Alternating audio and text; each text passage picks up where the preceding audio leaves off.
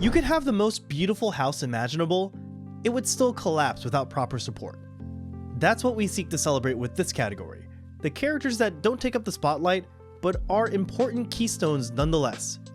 They push against our leads, they expand the horizons, and sometimes they kiss them.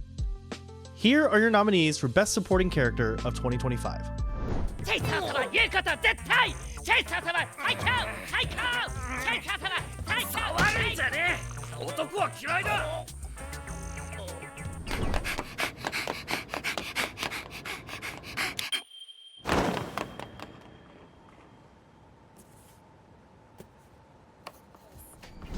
身長も小学校の頃より7センチも伸びたしそれでも150ちょいだけどな。うるさい自分も170セン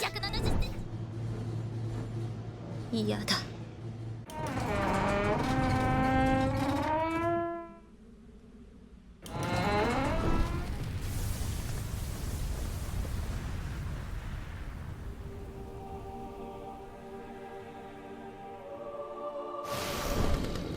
食われるな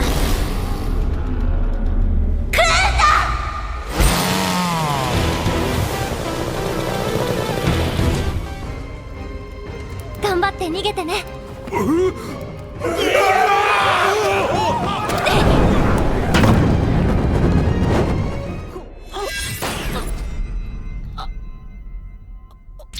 赤い服を着てよサンダ。あれ本気だったの一度気づいたそのサビは落ちるどころかどんどん広がって罪悪感で息をするのもやっとで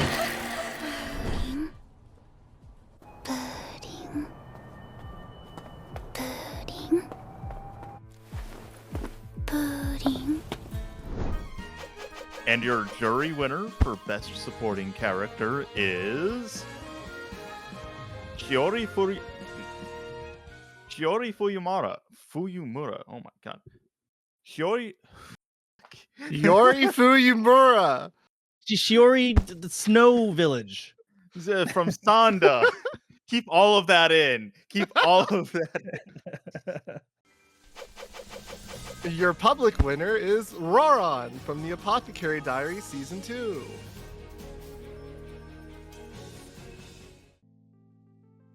Okay, before we jump in here, first of all, I just want to say that we've had different categories for character throughout the years.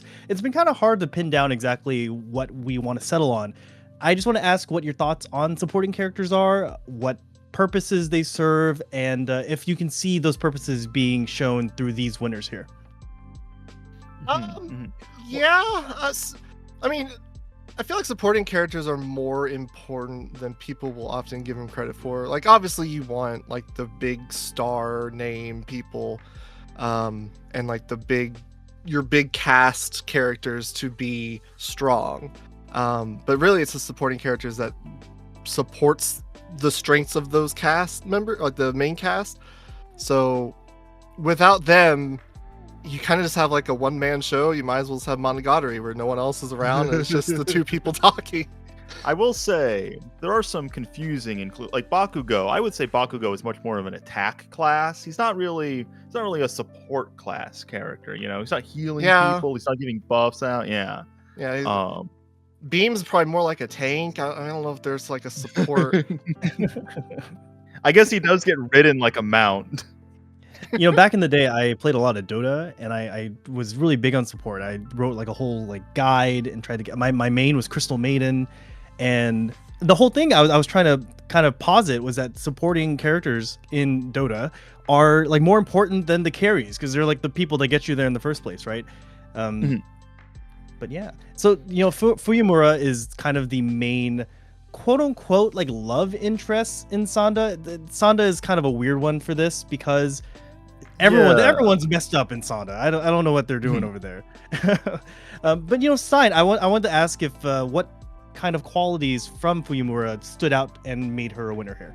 Well, she's very interesting because in a way you can say that she is the primary mover of both the plot and the themes of Sanda, even more so than the main character Sanda himself, because she's she basically embodies the ideas of adulthood versus childhood, the dichotomy of that and the progression, which is what the whole series is based on, and also she's a character of duality, which is a lot like what Sonda is very much about.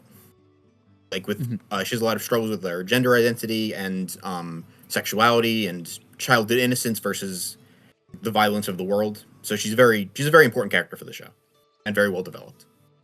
That's interesting because I've only seen one episode of Sonda so far, and I feel like a lot of that is I feel like a lot of that is communicated just very well just in that first episode. So of course what you're saying is their character is not developed at all over the course of that show. No. She's a very well constructed character, Sai. Okay, like just from the beginning, you can tell what kind of character she's gonna be. She does have like a good arc. It does parallel and kind of foil the sort of main themes of the show of like growing up and identity very well. She's kind of this character who's not quite an adult, but doesn't feel quite like a child either. Kind of having to age kind of beyond her years in a way. It's interesting to look at the jury versus the public, because I feel like the jury kind of went with less so like a character that stole the show in a sense of like, you know, just a side character that really stood out for maybe like being kind of comedic or something like Beam, and went for more like the kind of traditional, like just super really well tightly written supporting cast member. I heard that you guys really do like love Beam. Like, what's so good about Beam? Beam is great. Beam is cool. What stands out about Beam to y'all? First off, he's voiced by the goat of screaming gremlin creature people. So he sounds fucking great. At least in the Japanese. I didn't see the yeah, we don't English watch the dub. Yeah, no one who watches dubs here. Like what? Hey, wait. But no, he's trying to stir any controversy here.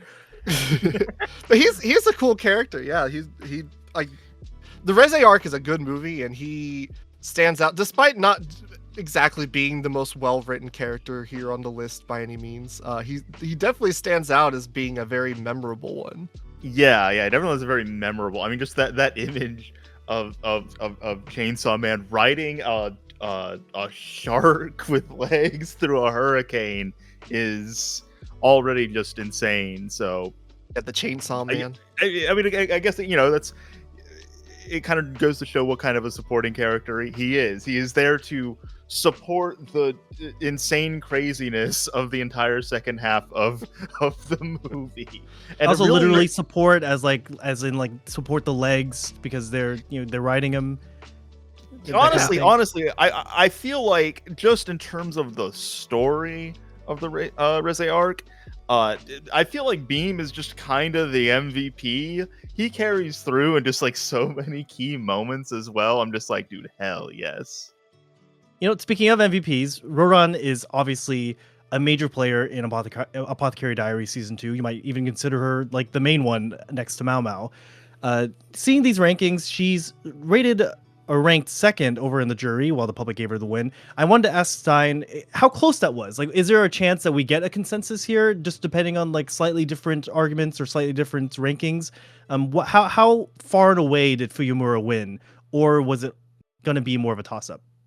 So obviously, because of what the category is, there's a lot of division on who each individual thinks is the best in the category, because it's just such a wide range of candidates. And we basically, I don't think there was any chance Lolan did take first, because we all pretty much unanimously agreed Fuyumura was extremely strong, whereas there were some that weren't huge on Lolan. They didn't think she was bad or anything. She was more middle of the pack for them. So I think that brought her down a little bit. Well, expand on that. Why did some not rank her so highly? What was the kind of criticism with her performance or her use in the show? Well, the big thing is her ending. I'm not sure how far we want to go into spoilers, but I think all of us had some amount of dislike of how that went, or at the very least, didn't hate it, but had some concerns about it. And there are justifications for how it played out. It was not like a betrayal of her thematically or anything. And she had a good ending in general, but for the obvious stuff that people don't like about that sort of thing. I don't want to. Yeah, I can kind of see it as like wanting to have your cake and eat it too. The sort of like getting all of the emotional payoff of that moment, but then kind of rewriting it to make a happier ending. I can see why that would rub some people the wrong way. She was liked. It wasn't like we disliked her or anything. Obviously, she's number 2, but. You know, was there anyone else on the list that got a lot of discussion? That because you know we focus all the time on these winners, but people don't understand that while you're in the trenches, everyone else gets so much discussion, and sometimes it can be a feat to bring someone from like say 8th place to 4th place by the end. You know, was there anything like that? I will say, since it's such a big point of difference, Bakugo, we had a lot of discussion about how if you haven't seen the entire 170 episodes of My Hero, it's hard to be like very emotionally invested in his arc, which is obviously it's such an I'll say, as somebody who has been following it, I had a very large, strong emotional reaction to him, whereas others who obviously couldn't watch 170 episodes in the amount of time didn't have as much a strong connection to him, which I think resulted in him being so low. Mumi Inside, do you have any connection to Bakugo? What is Bakugo to you? Explosion guy? Explosion guy, yeah, he's pretty explosive, yeah. I've only seen the first 3 seasons. I did kind of just skim through the end of the manga. The way I read the manga is that is there a character I like in this chapter? No, anyway. And I would just Bakugo didn't get up there for you? I mean, that's the thing. I wasn't much of a Bakugo fan, so I was not really paying attention to any chapter with a Bakugo focus. Is there anyone in here that is not Beam that you were a fan of? Ponko. I mean, I really like Ponko. Yeah. How do you not love Ponko? Hotel representation. Yeah, we need more of that. Looking at the list, it is interesting to see kind of like the crossover. I wouldn't have expected Shoshiman to be up so high in the public, it being kind of like a season 2. Typically, those don't do super well because a lot of people don't like fall off after season 1. But it's interesting to see that, and then like Hina from Blue Box is not a huge surprise that it's relatively in place. But yeah, Ponko's one of the big movers between the two. I'd like Ponko. I think she's definitely up there. She's another character that's kind of like Fuyamura from Sanda, where she very much embodies the themes of the show very well. More importantly, she acts as like a really good foil. Because she acts like as a great foil to Yoshiro. Yachio. She acts as a great foil to Yachio because she is like, obviously she starts off as a child and as a character that grows both as like a character arc and literally as like becoming an adult. Where Yachio is, a robot. She doesn't grow. She has a character arc, and that kind of coincides with Ponko's as far as like her coming to understand this like foreign alien culture and kind of having this cultural exchange with Ponko, who kind of adopts Earth culture, or I should say, I guess more so the current Earth culture. Yeah. It's not human culture anymore. It's now the culture of the robots of the Gingoro Hotel. She adopts this as kind of more so than her homeland culture. I mean, obviously, when they have the wedding, they kind of incorporate elements of both. Simultaneous kind of this wedding funeral.